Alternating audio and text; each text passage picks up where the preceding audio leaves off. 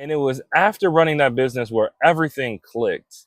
And I finally figured out the recipe, the sauce, the secret sauce to running a successful handyman business. What's up, guys? It's Jeremiah the Handyman. And in this video, I'm going to tell you the story about how I went from a broke delivery driver when I was 22 years old to now today I'm 28 and I make just around $10,000 a month in my handyman business. And I also want to say that when I started, I did not have any money at all.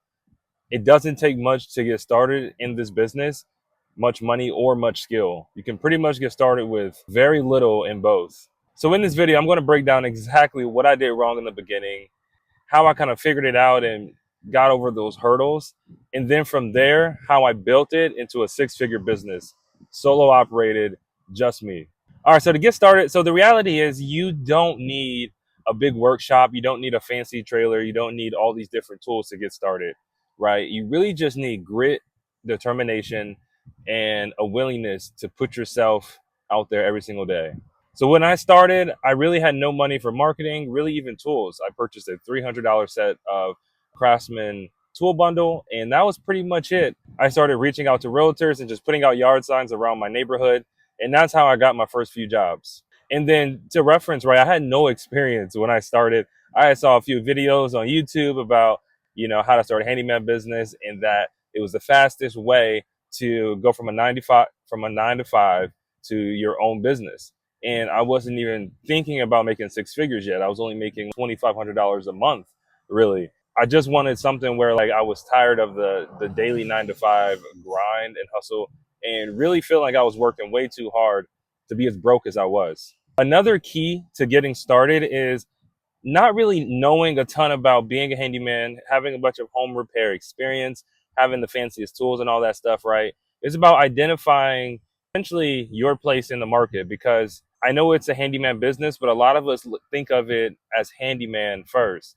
But really, it's business first. Look at your market, see where you best fit to offer home repair solutions, and start to position yourself in that lane. So, for example, if you're in a city that there's a ton of rentals, right, but not a lot of houses that are being sold every day, then you might need to get more into property maintenance instead of reaching out to realtors and contractors for repeat work with them. So, it's just about identifying your market and seeing where you fit in. That's something I definitely didn't do in the beginning. I just kind of put out yard signs and just like blast it on next door, and I use thumbtack and everything you shouldn't do, essentially, to get work. And I didn't identify the market. I didn't view what I was doing as a business. I just viewed it as a hustle. I learned quickly that that is not the way. Actually, I didn't learn quickly. I learned over the span of about 4 to 5 years that that is not how you want to approach and run your handyman business. So in the beginning, right, I did everything wrong, right? This is back in 2020. I just sold my 2008 Honda Civic and I purchased a 1996 Mazda B 3000 series truck. At the time, no AC, right? Roll up windows. And in the beginning, in the first couple of years, I made every mistake you can possibly make. I booked jobs not knowing how long they would take. So I definitely way undercharged and would work days on end trying to complete a job only for a couple $100s. I took on the absolutely wrong kind of clients. I've done commercial, I've done residential, I've done everything far and in between. And I did it out of a place of desperation because I did not have systems on who I was getting business from. It was all kind of by luck, whoever happened to find me on Google or word of mouth. And I just took whatever came in because I was a scavenger and would say yes to everything. All right. Then after years, right, probably from like 2020 to honestly the end of 2023, the beginning of 2024, and I had no idea why my business sucked. I had no idea why my business sucked. And at this time, I'm doing better than I was doing as a delivery driver, right? I was maybe making $26,000 a year as a delivery driver, which looking back is actually crazy that I only made $26,000 a year. But yeah, that's crazy. But now like at this point around 2023, I'm making about 50, 60-ish thousand dollars a year. Like I figured it out enough.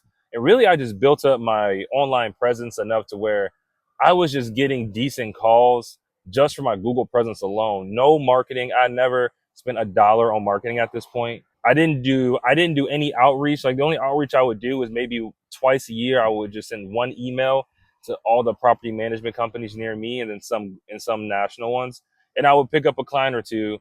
That was my process. And then just random homeowners who would find me on Google.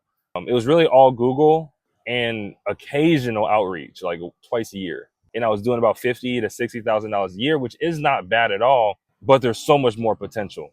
And I have the preference, right? I live in Charleston, so our market, our home value market, is about average to a little above average for the national average on home value. So I'm in a pretty good area as far as like, people who have the money to spend on these repairs. Because at the end of the day, it's not a matter of if there's enough work.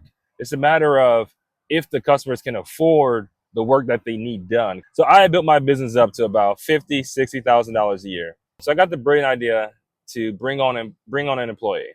And this is the beginning of 2024. So I bring on employees, right? I bring on two actually.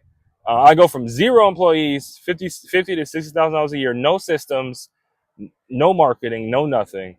I bring on two employees, genius idea, right? And the two employees had 0 experience. One had a little bit roofing experience with his dad, and these were younger dudes. It was my brother-in-law, and one of his good friends. And I brought them on full time, paid them full time salaries. And long story short, by August of 2024, they were no longer employed by me, and I was now $30,000 in debt. So I'm at a point now where I'm at my absolute lowest. And now, after going through this experience, I know exactly what I need to do to run a handyman business. And that wasn't it. That wasn't it. So now we're in August of 2024. And I'm making good money at this point, right? I'm probably making about, solo, no employees. I'm making about $6,000 to $8,000 a month. And this is still without any actual marketing efforts, really. Still doing what I was doing. Just now I have such a bigger presence online through Google, but I am doing better. And it was after running that business where everything clicked. And I finally figured out the recipe, the sauce, the secret sauce to running a successful handyman business. Okay, so what finally worked for me, right? This is November of 2024. Is homeowners are great. They're great. There's so many of them. They're really nice. The bad things about homeowners is that they're kind of dumb when it comes to what they need done to their house. It makes the process of quoting and getting photos and getting an accurate description of the project, it makes that really difficult because they don't really know what's going on, right? But one thing I found out is that like in a residential repair business, solo operated, our strengths are flexibility, right? Pricing and scheduling, right? We can get out there quicker than most people. So what I found out is who values our skills the most, right? We want to trade value for money. We don't want to trade time for money. We want to trade value for money. So that's why I price my hourly rate off of home values in my area and not how much I need to live, right? And that's another conversation about the pricing, the hourly rate pricing formulas that everyone suggests on the internet. They're wrong because they have never ran a successful handyman business. But I learned that you want to trade value for money, not time for money, value for money. So I learned that who is going to pay me based on value and not time. Okay. And I learned that professional clients is who pays you for value and not time, right? So we're talking about realtors, we're talking about property managers, we're talking about high-end contractors, and we're talking about designers and home stagers, right? Professional people value their time and they value their business. So they need to partner with someone who can take care of repairs that also values those same things. And they can then now pay you based off the value you bring and not how much time it's going to take you to do the job. I learned that. So in Charleston, we have a booming real estate market. So I actually transitioned my business, changed my business name and everything.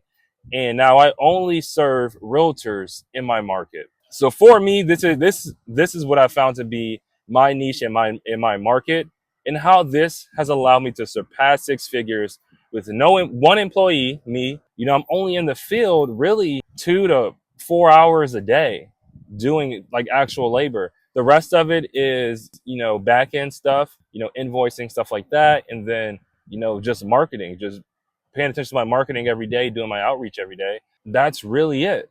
And then with that, I'm able to, contract work out to electricians, plumbers, HVAC guys and, just charge my customers one rate, and then I pay them less than that, and then I make a little money in the middle. And then I'm also there doing parts of the projects that is just general repairs. I found that for me, that has been the best formula. And now, I have months where I make over $10,000 a month, only working about 4 hours a day, actual labor. So here I just want to emphasize that the key to this story, right, is believing in yourself. All right. That's number one. You have to believe in yourself because days are going to get hard. It's going to be tough, but you have to believe in yourself. And two, go in with a plan. Okay. I did not go in with a plan. And you know what? I'm still in debt and I'm still working on that. But I make so much now that it allows me to, pay that down relatively quickly. And I'm not stressed. Like I have enough money to put towards that and get that paid down. So I want to emphasize, to start this business, it does not take a lot of money. You should not be spending a lot of money to grow this business. It can all be done relatively organically and with relatively little amount of money spent on tools and equipment. And I want to emphasize, I started with $500 that I bought those tools on a credit card. If I'm being honest, I started with $0. I had no money. Okay. I had negative money.